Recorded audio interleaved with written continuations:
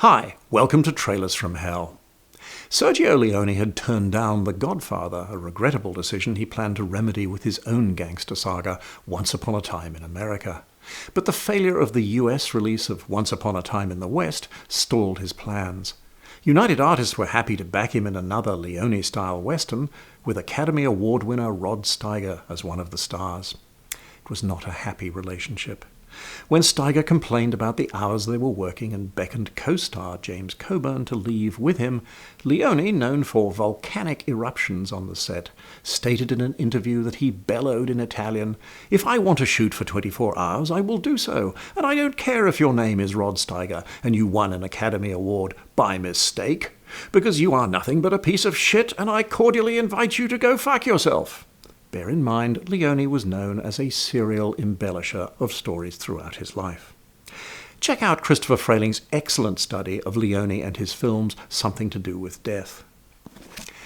Steiger plays a bandit planning a big bank robbery who hooks up with James Coburn, a reefer-smoking Irish revolutionary on the run. They blow shit up a lot, which is good.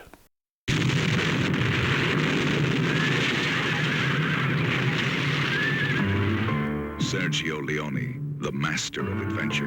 By 1970, Leone was a man trapped by his fame, craving the respect of those French and English language critics who patronized him as a clever but vulgar crowd pleaser. Sergio wanted to be considered an intellectual filmmaker. He regarded Giù la Testa, or Duck You Sucker, as a western sitting between the twilight of the frontier and the dark night of the city. After the US release failed, it was retitled A Fistful of Dynamite to evoke Leone's past successes. Spaghetti westerns had entered a new phase, political allegory. The roaming gunslinger was replaced by peasant heroes battling corrupt capitalists. Vietnam protests across America, the Paris riots of 1968, had generated optimism about the possibility of change. The Mexican Revolution, symbolizing revolution everywhere, was a favorite backdrop for these pictures.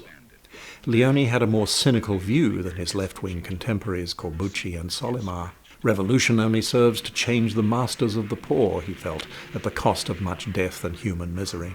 So he started the picture with a famous quote from Mao Zedong about revolution being an act of violence, etc., though he dropped Mao's concluding sentence, whereby one class overthrows another.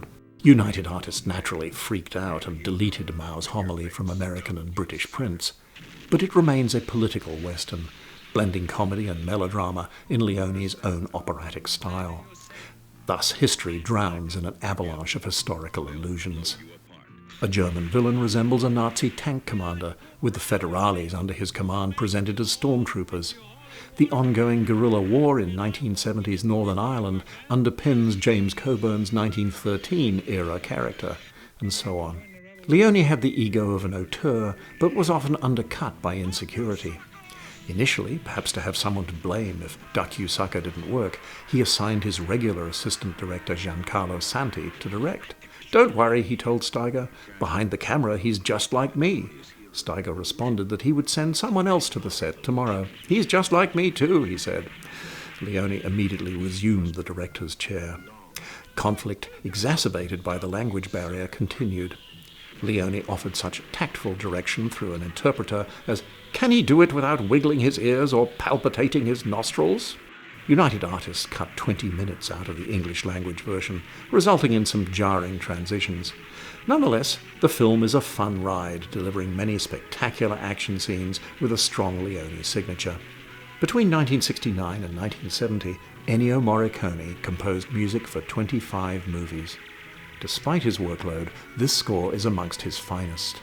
The film earned solid grosses in Europe, and Leone got his wish. Among those French and Italian critics whose approval he craved, it became his best-received film so far. He was finally spoken of as a major filmmaker. The rest of us knew that years before. Together, they'll blow you apart. Duck, you sucker.